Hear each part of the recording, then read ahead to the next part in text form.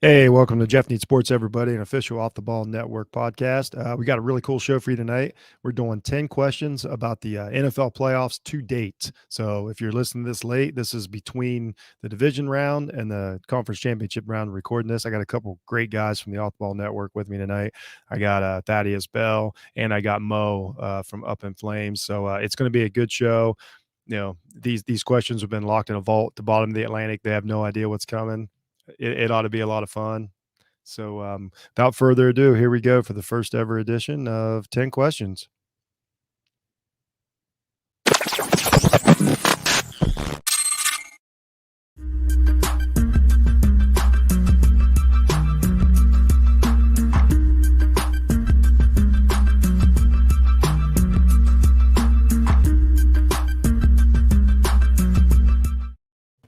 All right, here we go, everyone. NFL playoffs, 10 questions. Thaddeus, how are you doing tonight? I'm good, man. Appreciate you having me on. How you doing? How you doing? Great, man. I mean, I think we're all of us football fans are kind of riding high off one of the greatest weekends that we've ever witnessed. Let's be honest. And Mo, are you ready? You feel ready for this? This is kind of your wheelhouse, man. Yeah, I'm good. I'm ready to go, man. All right. So appreciate you guys being here. And without further ado, here we go. Number one, Thad, did Aaron Rodgers tank the Green Bay season? No, he came back after a lot of offseason rumors, put on an MVP campaign, and just ran into a defensive unit that wanted it more. D'Amico Ryans called a great game. The San Francisco front seven played lights out all game, and the better team that day won. You'd like to see more points. He didn't put on his best performance, but I still think he wanted it. He was hungry. He wanted to one up Brett Favre, get that second ring in Green Bay, but unfortunately, that didn't happen. But no, he did not tank the season. All right. Mo Murphy, same question. Yeah, I agree. I don't think he tanked the season. I know could have got vaccinated, the political side of it that people weren't in. I know there's examples for that. We talked about it off screen, but the rules had also changed. So, essentially some people benefited from the NFL trying to keep the season going as healthy as possible amid the COVID season. But he did have an MVP like season. So it's tough for me to say he didn't give it his all. It's tough for me to say that he didn't feel comfortable. And then, we got to see a lot more of Aaron Rodgers than we ever have this year. Hearing him speak on every Tuesday on Pat McAfee's show. And I watched that, and he wants it. He wanted to win the championship, and now he has to think about what he's going to do in the offseason. But to say that, for me to say that he didn't give it his all, I can't believe that. Like, for me, a competitor like Aaron Rodgers, and I know he's not one of the greatest, most likable people, and I understand that, and I think sometimes people's hate for Aaron Rodgers or high expectations for Aaron Rodgers, they'll have an outlook on that. But I don't think he tanked the season. I just think at the end of the day, the season didn't go the way he planned.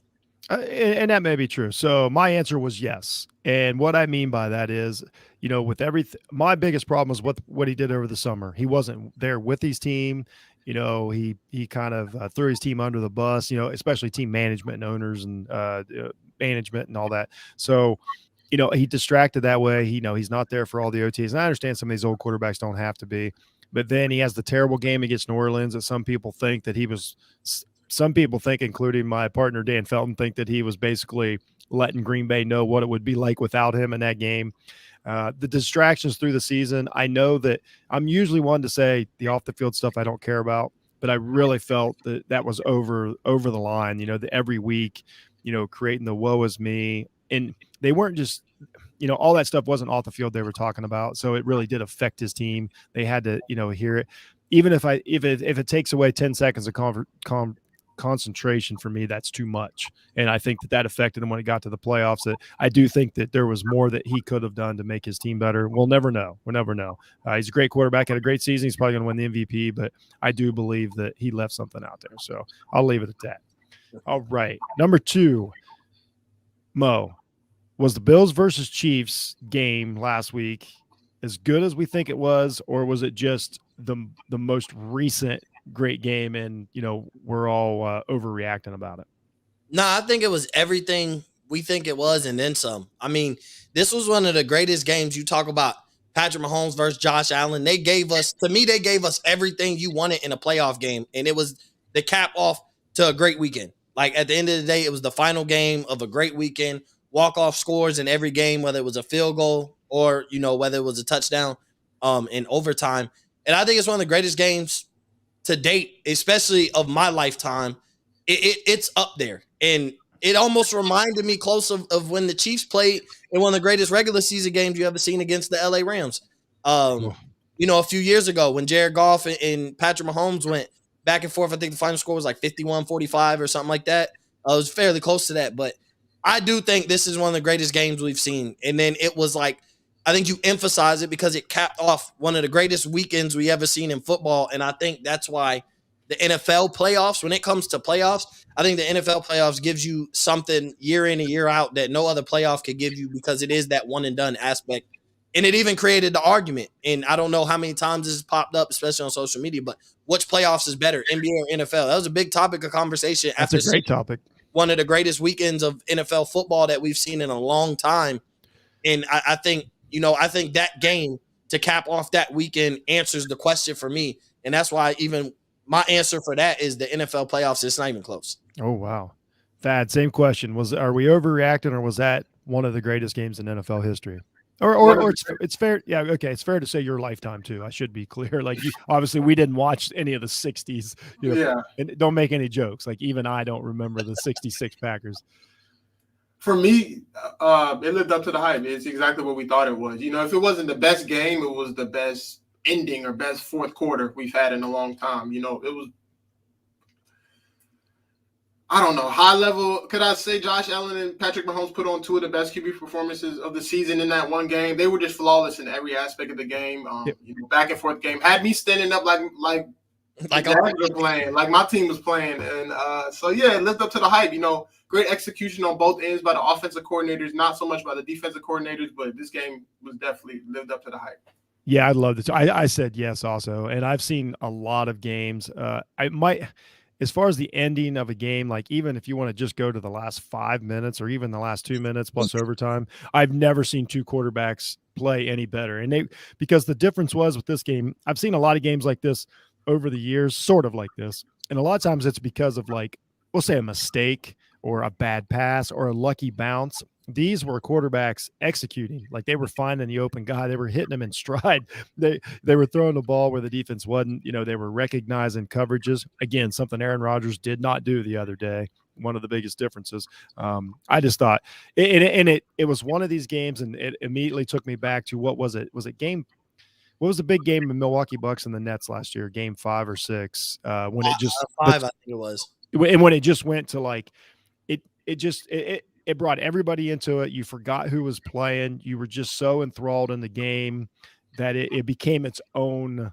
It became its own organism. Like it was like outside of itself. And this game got us all to that level. Got everybody tweeting about it. And those are my favorite games, when everybody's just kind of on the same page of, like, I don't know what we saw, but we know we saw greatness. I definitely think it was. It's I don't know. I don't know where I would rank it because I'd have to remember all these games, but it's up there. It was amazing. Some of the plays for these two quarterbacks. It's crazy. I'm not sure that I don't think I've ever seen two games better than Josh Allen played in these playoffs. I don't know if I've ever seen a quarterback play any better for two games and not being in the playoffs anymore. So. And look who arguably was player of the game. Like, yeah. I won't say a random guy but Gabriel Davis, like, he made playoff history, and he's not a wide receiver one. He's not nobody that you think is going to make a stamp in history books in the playoffs. And there he is. Touchdowns, he played absolutely amazing. And that final touchdown, when he cooked that corner, I thought he might have broke an ankle. Like, that's everything you want in a football game, especially today. Y'all know I'm an offensive guy. I don't like the grimy, dirty 13-10 games no more. Like, put up points on the board, and that's exactly what they did. It was everything you expected from this game. Absolutely.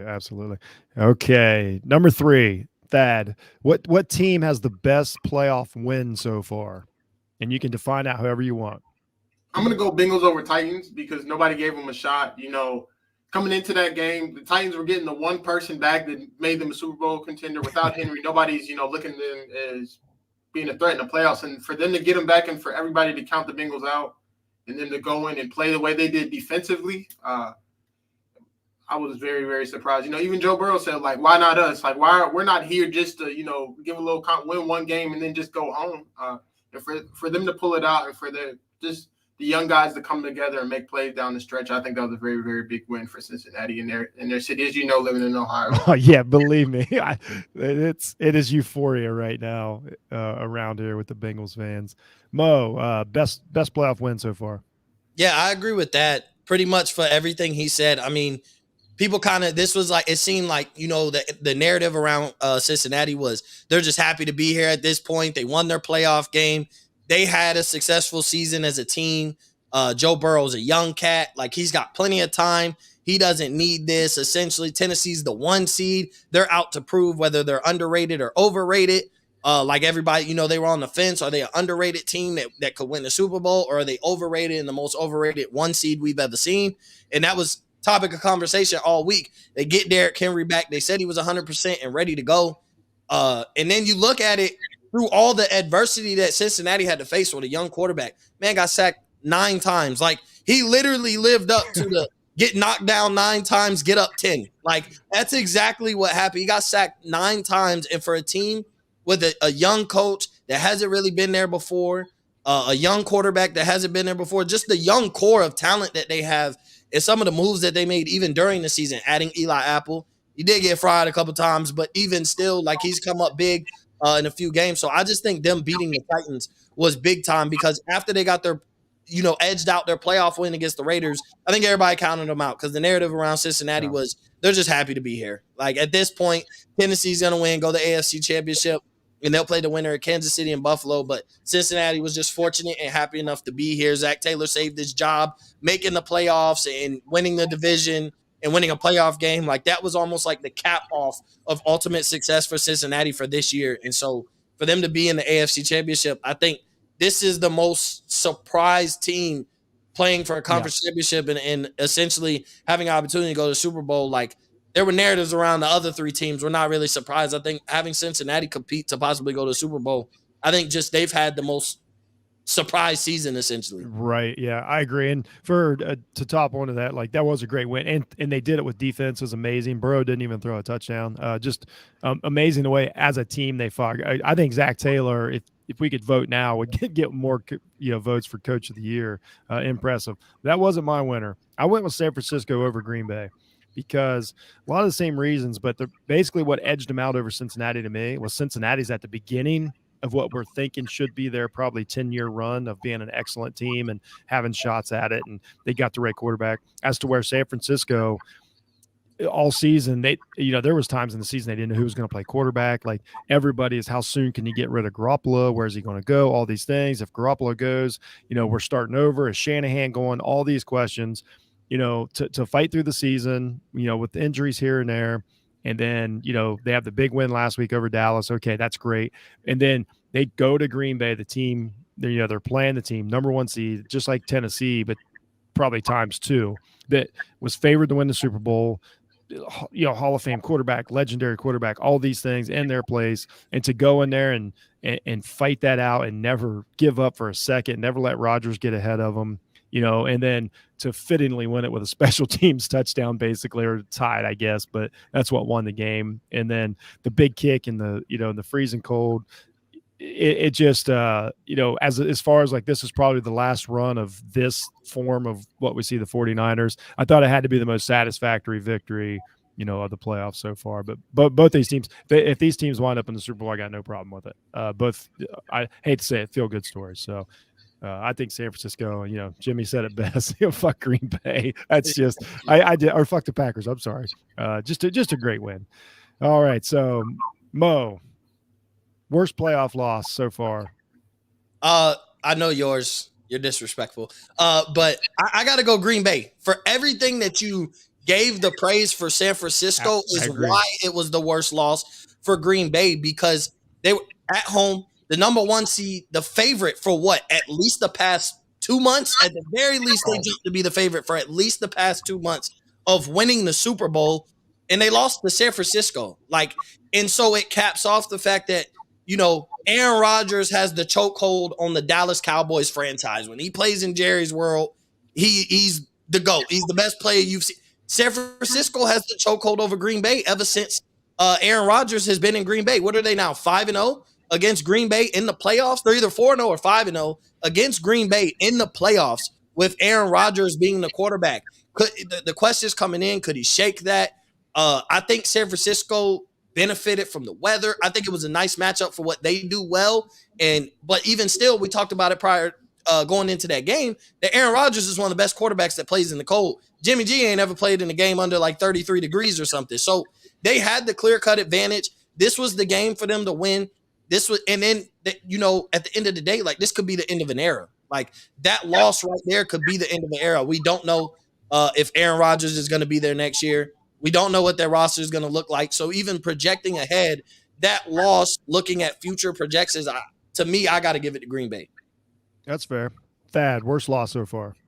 For me, I'm going to go Bills over Pats. And it was just the way the game went. Not like everybody expected the Pats to win and they completely blew it, but they just got ran off the field. I've never seen a Bill Belichick team, you know, get beat like that. For them not to force a punt or a field goal, Wow, to make Josh Allen just look completely unstoppable like a one-man show. Like, they had no answer for him, whether it was the design QB runs or him just dropping back to pass. And they just got manhandled. I was watching the game waiting for them to force a turnover to spark a comeback, and it just never happened. So, and I was surprised. I was thinking, you know, Belichick seen this guy 3 times. The second time, he gave him a little problem. So this third time, he was going to come with a great game plan, and he just had no answer.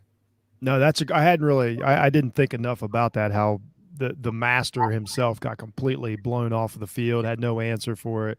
Allen Payne, that's a good answer. That wasn't my answer. And my answer was not to instigate anybody on here, but I went with the Dallas Cowboys. Yeah. And I went back and forth with them in Green Bay. The only reason Dallas got edged out is because me personally, I wasn't as surprised with the Green Bay victory because of everything I already said about Aaron Rodgers. So that one just didn't surprise me as much. I didn't expect them to win. I thought Dallas, everything lined up this season. You know, they were healthy. They were a pretty healthy team. They got all the parts. They got a full roster. You know, Dak's great. And then and a lot of it wasn't on the players, but to lose it because of just little mistakes that you can't make in the playoffs, I thought it was bad. And then, you know, you're at home. I just thought I guess here's how I would say, if I'm a Dallas member of the Dallas team or a fan or whatever, I'm like, okay, what do we need? Like, we had all the parts and we couldn't even win in the wild card round. What do we need? So I guess maybe it's more of a disappointing loss, but I think it just has to leave kind of an empty, man, what could have been? Did we just waste a season? But I think Green Bay is also a good answer. It's been a tough go for a couple of these teams. I would say going ahead, Dallas is much better shape than Green Bay, but still, I think that's a pretty tough loss for Dallas. I don't think they saw that coming. Mo, do you want a few seconds to retort? I know you do. I'll let you go. But I agree though. I'm not picking on them. It was a letdown. Like, at the end of the day, it was a letdown. This was Dallas's opportunity to at least again get Dak like that playoff win again. He won one against Seattle prior, a few years ago, but it was like, prove everybody wrong. Like, everybody is like they're fluke, this and that, and it's like it went back to same old Dallas, different year. Yeah, and that's exactly what it left you with. As a fan, it left you empty because it's like, okay, when am I gonna stop teasing myself? Not that I thought we were going to the Super Bowl or winning the Super Bowl. I at least thought we were winning the playoff game. Like, that was my bare minimum expectations. Going 12-5 was like, we win a playoff game. They had to. They really had to win a playoff game this year.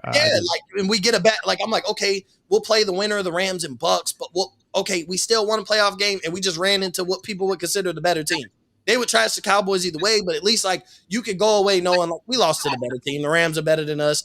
We lost to Tom Brady, away, and it probably would have been away. Well, it would have been a home game if we would have played the Bucks, but still, like, you would have been okay with losing to the better team. And you didn't lose to the better team. Now, San Francisco's in the NFC Championship. No knock on them, but Sunday, San Francisco's not better, but Dallas needed to play their worst game, and San Francisco still almost gave it up. So it's like almost like evenly matched teams, essentially. I think we had the better quarterback. So it was a letdown. I don't disagree. Yeah, I think that was the biggest. It was a letdown. When you got a $200 million backfield, and you got to beat Jimmy Garoppolo. Like, the future's not getting getting better with quarterbacks. It's getting harder. So, I think they'll be fine. But, man. All right, Thad. Number 5. Which losing playoff team is in the worst position going into the offseason? This was a tough one for me, but I'm going to say the Steelers. It has nothing to do with coaching. Like, they have a talented roster, especially on the offensive side of the ball, but they have no plan at quarterback going into the draft. Or the quarterback draft isn't very strong. No faith in Randolph Maddox, as I call him. Oh, no. Mason Rudolph, we've seen him for the past couple of years in relief duty. He's not it. But, where their roster is, they have no QB solution. Some teams go work ahead, like they'll get a quarterback 2 years ahead, try to do what the Packers did. And they have no plan. Dwayne Haskins, I'm rooting for him, but I know he's not probably going to be the long-term option. And just kind of stuck. You can't go anywhere without a quarterback. And I think, Jeff, you tweeted about it. Like, if you have any question or concern in quarterback, you don't have a quarterback after watching these quarterbacks go at it on Sunday night. So, and you're in the AFC where it's a lot of young quarterbacks ready to go. So you better get one or you're going to be far behind. I mean, the way the Steelers are, they're a tough organization, well coached. They'll go 10-7. I'll count them to go 10-7. But then winning the Super Bowl or reaching AFC title games, you're not going to do it without the quarterback. I think I kind of overlooked that answer. That's a good one. Mo, who's in the worst shape going into the offseason? So once again, me and Thad think so much alike, but I didn't decide to go with the Steelers. That was my initial, and it was just because of the quarterback. Like, they don't know who's going to be their quarterback. They don't know if they're going to address the draft, trade for Aaron Rodgers or Russell Wilson. Like, we don't know what's going to happen. So, but mine's probably a little more disrespectful because I say the Arizona Cardinals. I like this. Okay. You did good enough that you might not be able to justify firing your coach, but you didn't do good enough to think that the future is bright. What is this? The third year in a row that Arizona has started off hot and looked like a completely different team in the second half of the season. This is Cliff Kingsbury's MO, his entire head coaching career at Texas Tech. I forget where he was before Texas Tech, but prior to being at Texas Tech, and at Arizona, his team start off hot. They've been ranked in college and fall off the runway. He's had Patrick Mahomes at quarterback. He now has Kyler Murray at quarterback. He doesn't have many excuses. DeAndre Hopkins was hurt. He's only getting older. I do expect DeAndre Hopkins to still be a top wide receiver, but you got all this young talent, and Hopkins is getting a year older. So, like, a year of Hopkins was wasted. AJ Green is old. It showed you took away Hopkins, you took away that offense. That's exactly what happened in that Rams game. And the way that Kyler Murray looked befuddled, like, he just looked like he almost had no idea how to play in a playoff game. For a guy who's won state championships, who won a Heisman, played in a college football playoff game. I know it only gets bigger at each stage, but, like, he's been there, done that to the point that you didn't think he would look like that. And I do think it more falls on coaching. And so now you're looking at Arizona. And then today is what made this answer easier for me because the owner's upset. The coaches haven't even gotten paid their playoff bonus, which means there's a lot of turmoil in that building. The owner and the GM don't know what they want to do for the future. Do they keep Cliff Kingsbury? And so when I'm looking at all that, I'm looking at J.J. Watt's older. He came back and was able to fight it out. Some of the other guys they're old. They have some young pieces, but those young pieces ain't winning you much. Especially when you look at the next 3 to 4 years, you're going to be having to get through the Los Angeles Rams and possibly the San Francisco 49ers. Even if Trey Lance pans out pretty well, like, we don't know what he could be, so we can't really answer for San Francisco. But I'll look at Arizona, and I think them just because the way Cliff Kingsbury and his MO of coaching, you have to be cause for concern. There's a lot of other roster problems for people, a lot of personnel issues, cap issues, and all that. But when you look and you have a solid core and you went out the way you went out, I think for their future, it doesn't look that bright because what if Kyler Murray does this performance again next year?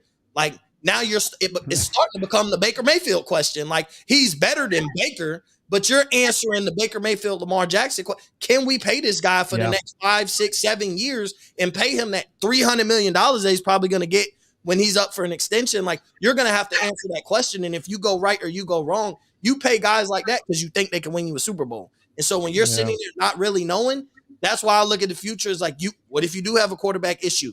You can't imagine Kyler Murray not being the guy.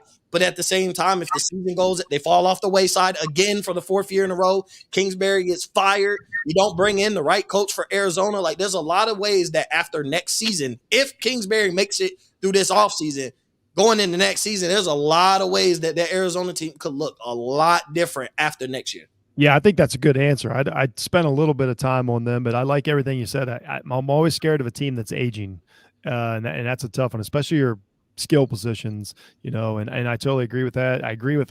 I think all the criticism of Murray. I think it's fair, and I agree that the windows will shut on your finger in the NFL on winning. It's not open forever, and I think they have cause for concern, for sure, especially the second half of the season. I went with a team kind of for a lot of the same reasons. This team, number one seed, the running game is going good. They had great wins. The Tennessee Titans, and basically it boils down to this. It's another one of these teams, like, if not now, when? And the way this team is built so specifically, they're not real interchangeable parts. So I think that they may be looking in the mirror like, is this our ceiling? And that's the worst place you can be in the NFL if you want to win a Super Bowl. Like, I don't know if you watch that game Sunday night, the Bills versus Chiefs. I don't know if Tennessee looks at themselves and thinks we deserve to be in that class, like in an honest moment. So I won't pretend to know the salary cap situation, all that. I think we've kind of hit. I think Tannehill's kind of hit, the wall. He's done very well. But, but if you get 9 sacks and the opposing quarterback doesn't even throw a touchdown and you lose a playoff game, then where are you? And you had home field and all these things. So I got Tennessee Titans. I think that I think they have a lot of questions. Kind of what you said about Arizona. What I would say about Pittsburgh is the good thing about Pittsburgh. Their roster's decent. If they can snag the right quarterback, next year might be salvageable. The future, I don't think, but I think next year with, if TJ Watt's healthy and they got a decent quarterback, I think that they're in the playoffs again. Their division's not super great. We don't know what, the Lamar Jackson story is and all that, but I got Tennessee Titans. All right, number 6, Mo Murphy. This is, I wrote this for you since you're going to be a guest tonight. I've got a bonus question for Thad later too. Just about the Dallas Cowboys.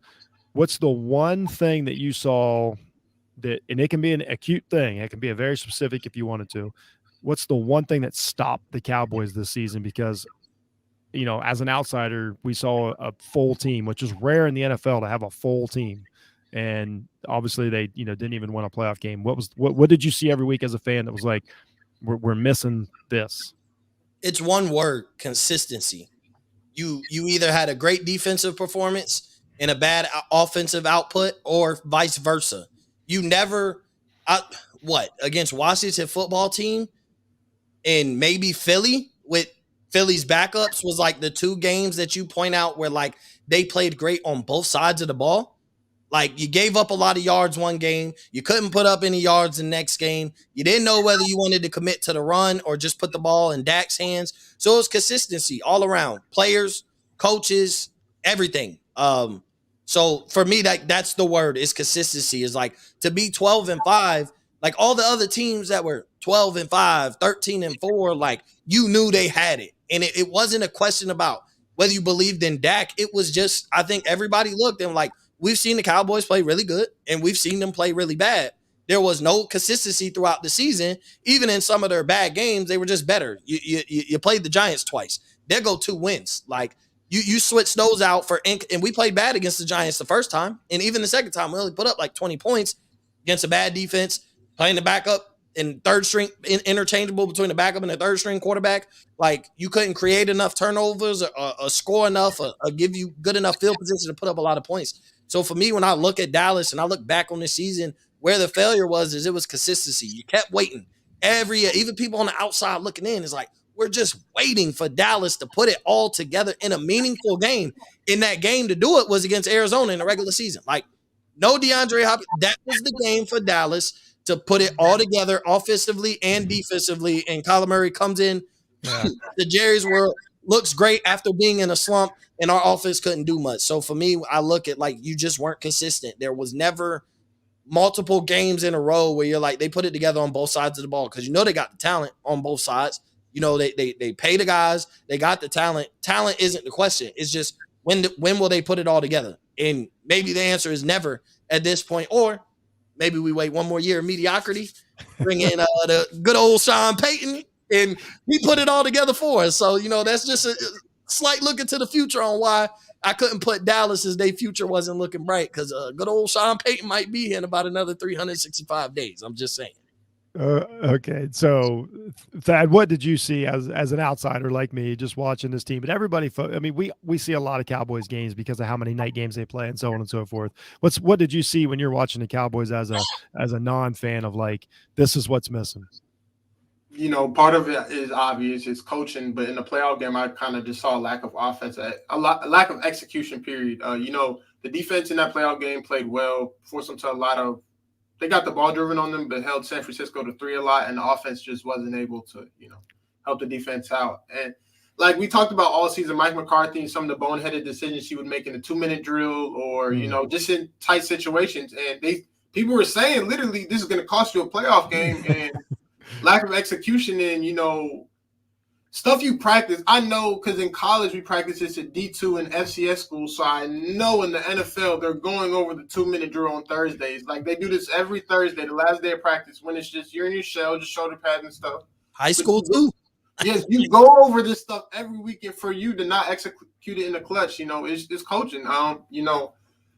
People just talked about it all season. For their season to end like that, it's kind of funny to me because I hate on the Cowboys, but it's just sad. They could have overcame this. And, and then you see, I know the Chiefs situation is a little different because they had timeouts, but you can go back to that. Like other coaches. That's why you have timeouts. Yeah. Other coaches in the league save their timeouts. They're not going to burn a timeout, getting a delay of game out of, stuff like that. Just boneheaded stuff that comes back to haunt you when you waste timeouts. And you see Andy Reid and Sean McDermott in the most clutch situations, they had their timeouts. They had 6 timeouts to end that game. I mean, that was the difference. Just unbelievable. Yeah. So it's just little things. In a nutshell, that's what I saw about the Cowboys. It was in-game coaching, like specifically in-game coaching. And if you don't have a coach that can coach in game, then you don't have a quarterback that's learning to coach in game. So I think Dak is a really good coach away from winning the Super Bowl, but I don't think McCarthy's that coach. So it is what it is. So, all right, Thad, number 7, and this is a fun one. So everybody knows Jeff hates running backs. There's more to that, but in general, Jeff hates running backs. Again, here we go. We got the last 4 teams left. I guess Joe Mixon's the best running back. San Francisco's using a wide receiver. LA Rams got a kid that's coming off a torn Achilles. You know what I mean? Like it's this playoffs is not based on running backs. Henry's out. Barkley didn't make it. Elliott went out. Blah, blah, blah, blah, blah. So my question is it finally time for the rest of the world to give up on running backs? Finally? I don't know how I'm going to make you feel about this. I think I'm with you. I think I'm with you now. Like, I still love me a great running back, but I'm all for not drafting them as high. Like we've seen people like Jonathan Taylor, DeAndre Swift, Elijah Mitchell was a 6th-round pick for the 49ers, Alvin Kamara, Dalvin Cook. These are all 2nd-round and later guys that have been successful in early years. So, we saw a team, the Titans pay them a lot of money. They gave them some money and then they're sitting at home. So 2 years in a row, the Titans are out early. I'm leaning towards, what you say, Jeff, what you think about running backs, but I still love them. I still love them a little more than you, but I don't think they're worth, the high draft pick and all that money.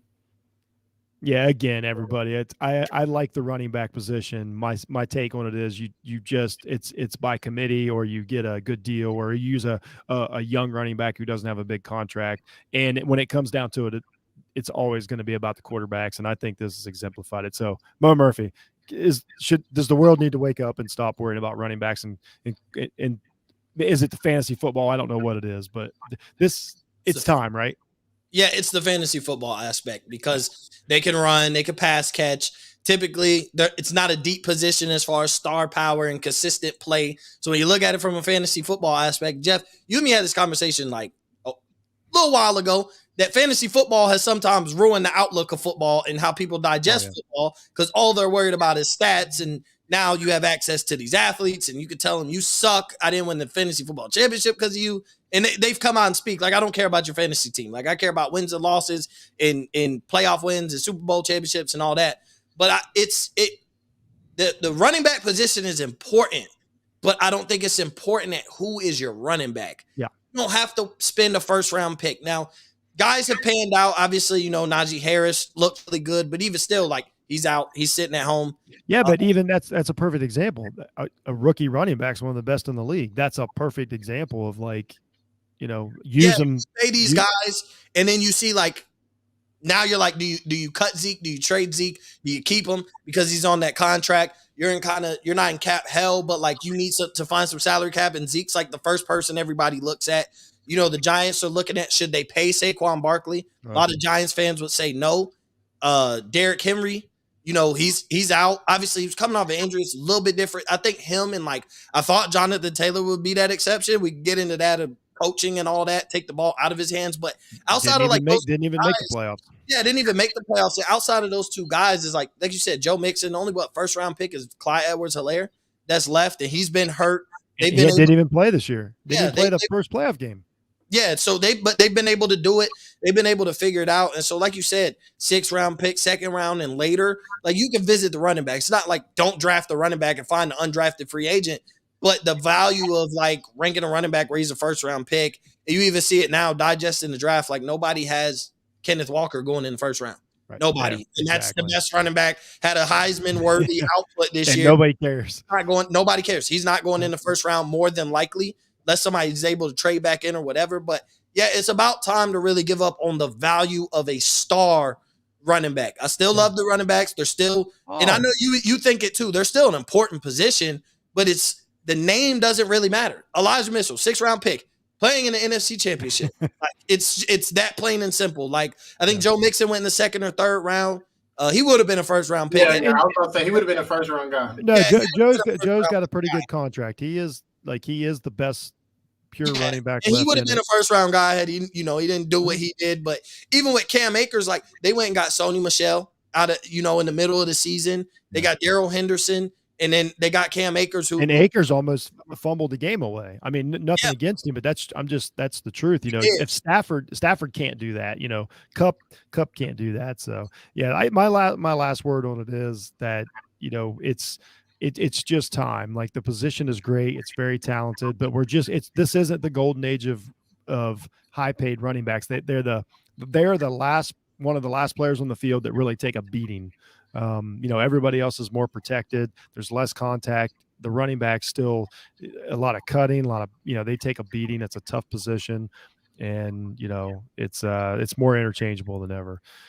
Number 8, Mose Evans. Number 8 is the old generation of quarterbacks. Are they finally done? We've got a nice crew in here right now. We've got, good young quarterbacks. Garoppolo is what he is. I mean, he's not young, but he's not one of these old, Hall of Famers. Brady's probably gone. Ben is almost definitely gone. Rodgers, we don't know what Rodgers is going to do, but even if he comes back, I don't know if he's a contender. So do you think the old generation is finally done and we're moving on, or are a couple of these guys going to hang around and drag it out for another year? No, I think they're done. I mean, if Brady comes back, cool. I mean, if Rodgers is going to come back, I don't see him retiring. It's just, where does he come back? Does he come back to Green Bay? Does he play for another team? I think he could be the exception to make me look bad when I say I don't think any one of these old Hall of Fame quarterbacks are going to win another championship. There is a couple spots, though, for Rodgers to land where, let's say he goes to Pittsburgh. Let's say he goes, I won't say Denver. I'm not there yet. But let's say he does go to Pittsburgh. That's a game changer. I'm not saying they win a Super Bowl, but I'm just saying, now that makes Pittsburgh really well. They got the weapons, all that. Still got a heartbeat. I agree. Yeah, and a solid coach, a really great coach. So, yeah. Essentially, I won't be surprised. I kind of put my stamp. They're not going to win another Super Bowl. I mean, even if Brady comes back, he's going to have a chance. But, we counted Tampa in this year solely because of Brady. And you seen he wasn't able to get done. Almost was able to come back, but that was more bonehead mistakes on the Rams than the high performance play of Tom Brady. But you don't count him out. But I think you're coming to the point where, you respect the greatness. He's the GOAT. Aaron Rodgers is an all-time talent and things like that. But it's the end of one era and into possibly even a greater era.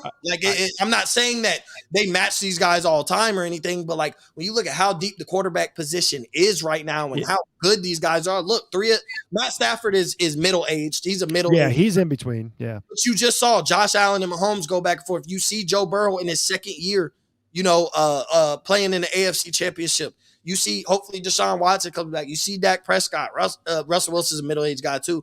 Kyler Murray, like Lamar Jackson. You go down the list of young quarterbacks, and it's like it's the end of one era, and we're on into a whole new era. I hope so. I think we are. I mean, Baker's gone. I think Brady should be gone too. Thad, you're the quarterback guru for the Off the Ball Network.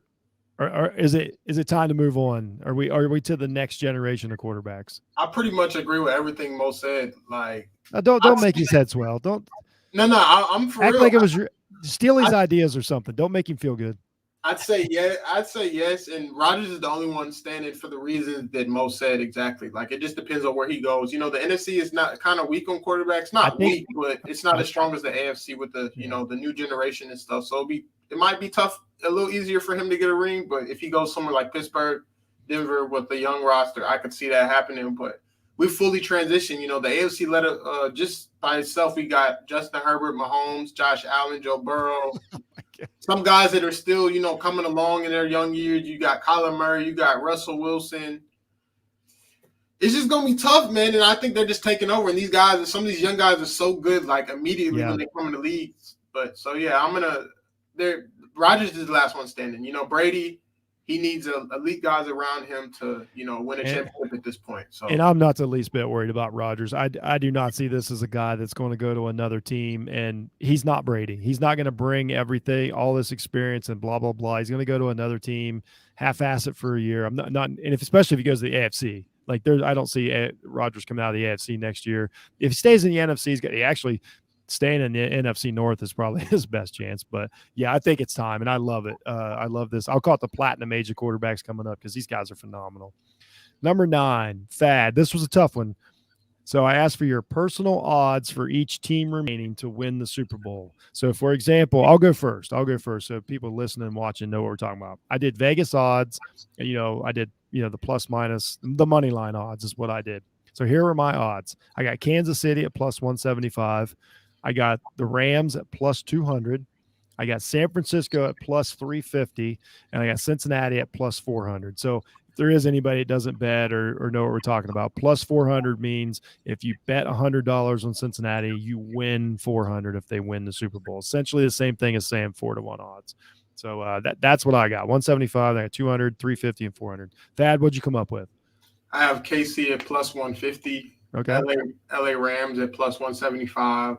San Fran at plus 275 because that matchup is not. I don't think they're that big of a underdog as people think because they kind of own LA. And I'm gonna go Cincinnati at plus 350. They're the biggest underdog left. But they win the Super Bowl. Everybody's gonna be not completely shocked, but nobody's betting on them to happen. So you think they all got a chance? So it looks like you're saying, you're feeling basically Kansas City, LA Rams in the Super Bowl is your best chance, and you think Kansas City's going to win just by your odds. That's what we're going with here. San Fran has the biggest chance to, pull the upset out of the two betwing them and Cincinnati. Interesting. All right, Mo, what you got, man? I know you're a degenerate gambler. You just feel like one.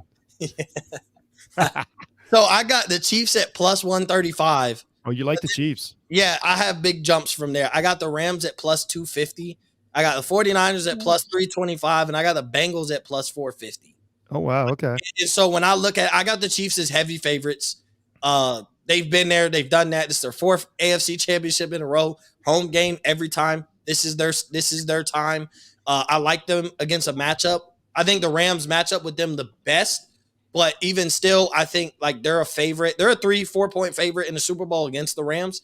In my personal opinion, just for the simple fact, when you start to look at pressure, now that the Rams are here, they're going to have more pressure. I mean, yeah, there's going to be some pressure on Mahomes and them, but they've been here, they've done that. They know they're coming off a loss, so it's almost like they'll be in a revenge game, even though it won't be against the same opponent. But to show that last year was fluke due to health, why they kind of got ran off the field. The 49ers, I really don't think they have a chance. I kind of battled out of 49ers and Bengals because I don't see the 49ers beating the Rams and beating the Chiefs. The Chiefs are my heavy favorite. I think they win this game. They're a 7-point favorite against Cincinnati after losing by a touchdown, a few weeks ago. That goes to show how much they value, the fact that this is where the Chiefs are great. Yeah, this is where they figure it out. And it was a great storybook ending for a year with Cincinnati. And then, I think if they beat Kansas City and then they beat the Rams, like, because I think it's yeah. So if they beat Kansas City and they beat the Rams, like that has to be some high odds. I mean, you got it plus 400, I got plus 450, but that has to be some high odds to project that if the Chiefs are your favorite, then they're beating the Super Bowl favorite, and then they're beating your next favorite if the Rams are your favorite. Even though we could see San Francisco winning that game, to beat the Chiefs and the Rams after beating the 1 seed Titans, essentially to hold up the Lombardi trophy, that's got to be like out of this world odds. Like if you put $100, you deserve to win some type of good money for making it. But not really, because I'll give you the Vegas odds now. So I did my odds first, and I went and got the not the official Vegas odds, but ones that you can. DraftKings Sportsbook is where I got these. So Kansas City at plus 120. So they really like Kansas City, like Mo does. LA Rams at plus 200, which is 2-1 odds, which is it's average. San Francisco at plus 450. So kind of right on track, but they've got Cincinnati at plus 800 in Vegas right now. That's 8-1. So basically they're saying Cincinnati is not beating Kansas City is what they're saying here. So, that's the official Vegas odds. We'll see. By the way, if you're gambling, gamble responsible, you can do it for fun. You don't have to do it for money. Think about what you do before you do it, everyone. All right. Question 10. This was a fun one. It's kind of weird. So you get to pick one player from each of the remaining 4 teams, one player per team, to put on your favorite team next year. So give me your favorite team and then give me the 4 players that you picked. We'll start with it's supposed to be Mo. We'll start with Thad. Thad, you go first. All right, this was a fun question, but it was tough. I had to think about it. So my answer is probably going to be wrong, but my favorite team is the Jaguars. And for each team, first I'm going to start off with the Kansas City Chiefs. I'm going to go with Travis Kelce because for most quarterbacks, the tight end is your best friend. He's the closest guy to you, the guy you depend on when there's nobody open. You want to just throw it up to somebody or take a chance. That's your guy. For the Bengals, this is kind of a surprise. I'm going to go Jamar Chase. Like, if I didn't take Travis Kelce, I was going to take a receiver and then do something different. But since I didn't take a receiver, I'm going to take Jamar Chase. Immediate impact with Joe Burrow. I think him and Trevor Lawrence will have a lot of fun, a guy you can trust. From San Fran, I'm going to go Trent Williams. He had one of the best years as a tackle. You obviously need to protect your quarterback, and he takes pride in that. He takes pride in not letting defenders touch his quarterback, so I'm going to go there. And for the LA Rams, maybe you guys thought I was going to take Jalen Ramsey, but the way he left us, he's still my guy, but I can't bring him back on the squad. I'm going to go Aaron Donald, complete game record. Our defensive line isn't the strongest, and, he doesn't have the most sacks in the league. The way he disrupts the game is unmatched. Yeah, and Aaron Donald and Josh Allen be a nice duo in that defensive line. I like that. So Mo's next, but just so everybody knows, my point of this experiment was it doesn't take that much to make a team really good. Was kind of what I was thinking. I mean, I know it sounds like 4 great players, but that's just 4 players, and all of a sudden you've got a playoff team now in Jacksonville. And all right, Mo. Everybody knows you're the biggest Dallas Cowboys fan in the world. Who'd you take? Yeah. So it was tough, but I like my quarterback. My quarterback with this roster that I create can take me to a Super Bowl. So I did not go Patrick Mahomes. With Kansas City, I took Tyrann Mathieu. I think a safety over the top, and you'll really see why later. But I took Tyrann Mathieu. From San Francisco, I took George Kittle. I like George Kittle, and I like how he blocks. Like you said, a tight end's a best friend. I think Tyrann Mathieu would be more important for the Dallas Cowboys, especially when for a cancellation prize at tight end, I could get George Kittle. I think he's a better blocker. Having Ezekiel Elliott and Tony Pollard in the backfield, we will need some solid run blocking. Obviously, he would be – I mean, you see what Schultz did with Dak, and it was not spectacular, but you see what Kittle did with Jimmy G. You give Kittle to Dak Prescott, and they go crazy. I would imagine. I agree. His guy. Cincinnati, I had to load up my wide receiver room, Jamar Chase. I loved him going into the draft. Imagine you run a spread offense, and you got Travis Kelce on the line, you got Zeke in the backfield, and you got Jamar Chase, Michael Gallup, Amari Cooper, and CeeDee Lamb.